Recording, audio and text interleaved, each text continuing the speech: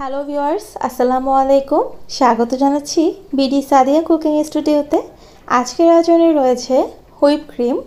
Vivo whip ক্রিমটা দিয়ে আপনারা কিভাবে কেকের ক্রিম তৈরি করবেন, কোনো প্রকার gelatine, agar agar powder, white chocolate কিংবা পাউডার মিল্ক ছাড়াই খুব সহজেই আমি আজকের এই ভিডিওটা দেখানোর চেষ্টা করেছি। যারা একদম নতুন কেক তৈরি করছেন তারাও কিন্তু খুব সহজে ভিভো হুইপ ক্রিমটা দিয়ে কেকের ক্রিম তৈরি করে নিতে পারবেন। আশা করছি আমার আজকের ভিডিওটি আপনাদের ভালো লাগবে। ভালো লাগলে চ্যানেলটি সাবস্ক্রাইব করবেন এবং পাশে থাকা বেলটি বাজিয়ে দিবেন আরও নতুন রেসিপির আপডেটের জন্য। তাহলে চলুন দেখে নিচ্ছি। যেই বাটিতে আমি ক্রিমটা তৈরি করব ওই বাটিটা এবং বিটারের এই দুটোকে একসাথে আমি 1 ঘন্টা ফ্রিজে রেখে ঠান্ডা করে নিয়েছিলাম। এতে করে কিন্তু ক্রিমটা খুব তাড়াতাড়ি তৈরি হয়ে যাবে। আর এখানে আমি ভিভো ক্রিম নিয়েছি। এই ক্রিমটা যখন আপনারা বাইরে থেকে কিনে আনবেন এটা কিন্তু রুম টেম্পারেচারে থাকবে। বাসায় এনে 48 ঘন্টা আপনারা এটা ফ্রিজের নর্মাল পোর্শনে রাখবেন।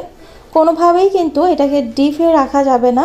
তারপর আপনারা যখন এটা দিয়ে ক্রিম তৈরি করবেন এর 1 ঘন্টা আগে আপনারা এটাকে ডিপে রেখে বরফ ঠান্ডা করে নেবেন। বরফ করবেন না, 1 ঘন্টা আগে রাখলে বরফ ঠান্ডা হবে আর ওইটা দিয়ে ক্রিমটা আরও ভালো তৈরি করা যাবে। এবার আমি এরকম এক পাশ দিয়ে এটাকে তুলে নিচ্ছি আর একটা কেচি দিয়ে এখানে ছোট একটা ছিদ্র করে নিচ্ছি, যেহেতু আমি সম্পূর্ণ ক্রিমটা একসাথে ব্যবহার করব না। ছোট্ট একটা ছিদ্র করে নিয়েছি। এখন আমি এখানে 1/2 কাপ পরিমাণ ক্রিম নিয়ে নিচ্ছি। অনেক বেশি ক্রিম যারা একসাথে ব্যবহার করবেন না তাদের জন্য আমি দেখিয়ে দেব কিভাবে ক্রিমটা সংরক্ষণ করবেন।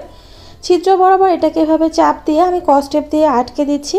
তারপর এটাকে একটা ভালো পলি ব্যাগে ভরে যেন বাহিরের বাতাসটা ভেতরে না যায় এরকমভাবে এটাকে রাখতে হবে। তারপর আপনারা এটাকে 2 থেকে 3 মাসের মতো ফ্রিজের নর্মাল পোর্শনে রাখতে পারবেন। আর কোনোভাবেই কিন্তু এটা ডিপে রাখা যাবে না, তাহলে কিন্তু এটা দিয়ে আর কেকের ক্রিম হবে না। বড় একটা বাটিতে আমি বরফ তৈরি করে নিয়েছিলাম। এই বরফের উপরে আমি যেই বাটিতে ক্রিমটা তৈরি করব সেই বাটিটা বসিয়ে দিলাম। এতে করে কিন্তু নিচে থেকে ওর ঠান্ডা ভাব আসবে আর কেকের ক্রিমটা খুব সহজেই তৈরি হয়ে যাবে। এবার আমি 1/2 কাপ পরিমাণ হুইপ ক্রিম বাটিতে দিয়ে দিচ্ছি। বাটিতে দিয়ে এবার একটা ইলেকট্রিক বিটার দিয়ে আমি বিট করব।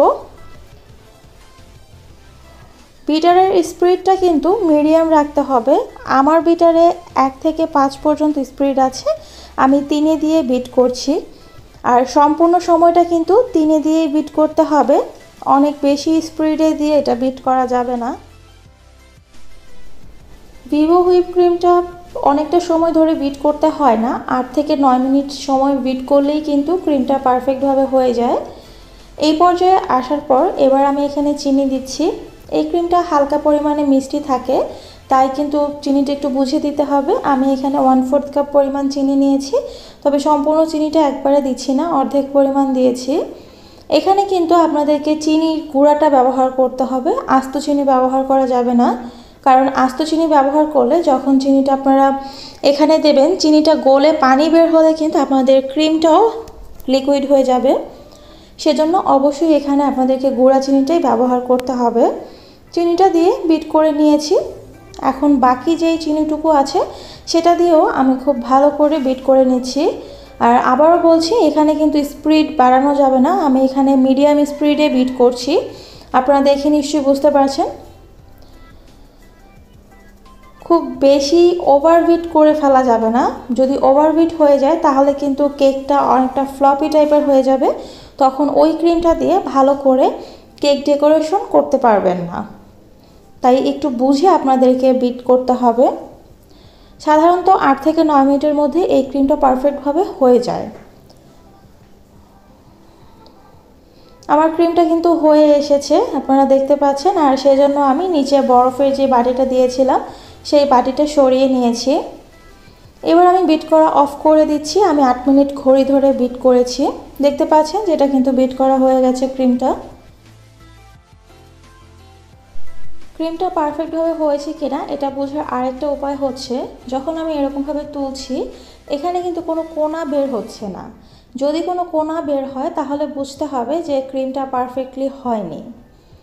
আমার ক্রিমটা হয়ে গেছে। এবার আমি এটাকে ভালো করে কীভাবে কেকের মধ্যে ডেকোরেশন করবেন সেটা দেখাচ্ছি। একটা র্যাপিং পেপারের ভেতরে আমি এখানে কিছু ক্রিম নিয়েছি। র্যাপিং পেপারের মধ্যে ক্রিম নিয়ে ক্রিমটাকে পেঁচিয়ে নিচ্ছি। এভাবে যদি আপনারা ক্রিমটা নেন তাহলে কিন্তু আপনাদের পাইপিং ব্যাগটা খুব বেশি একটা নষ্ট হবে না। একটা সাইড কেটে এবার আমি পাইপিং ব্যাগ নিচ্ছি। পাইপিং ব্যাগের ভেতরে আমি আগে থেকেই নজেল সেট করে রেখেছিলাম। এখন আমি র্যাপিং পেপারে যে ক্রিমটা রেখেছি সেই ক্রিমটা আমি এখানে দিয়ে দিচ্ছি। এতে করে কিন্তু আপনাদের পাইপিং ব্যাগটা খুব বেশি একটা নষ্ট হবে না। এবার আমি আপনাদেরকে ফুল এঁকে দেখাচ্ছি। খুব সহজেই কিন্তু তৈরি করে ফেললাম ভিভো হুইপ ক্রিম। আর এখানে আমি কোনো প্রকার gelatine, agar agar powder, white chocolate কিংবা পাউডার মিল্ক কোনো কিছুই দেইনি। আশা করছি আমার আজকের ভিডিওটি আপনাদের ভালো লেগেছে। ভালো লাগলে লাইক দিতে ভুলে যাবেন না, আর কমেন্ট বক্সে জানাতে পারেন কেমন লেগেছে। আমার আরেকটি ইউটিউব চ্যানেল আছে যেখানে আরও ইউনিক রেসিপি আমি লিখিত আকারে শেয়ার করি। আপনারা চাইলে সেই চ্যানেলটিও ভিজিট করতে পারেন। আজকে এই পর্যন্তই। চ্যানেলের লিঙ্ক থাকবে ডেসক্রিপশন বক্সে।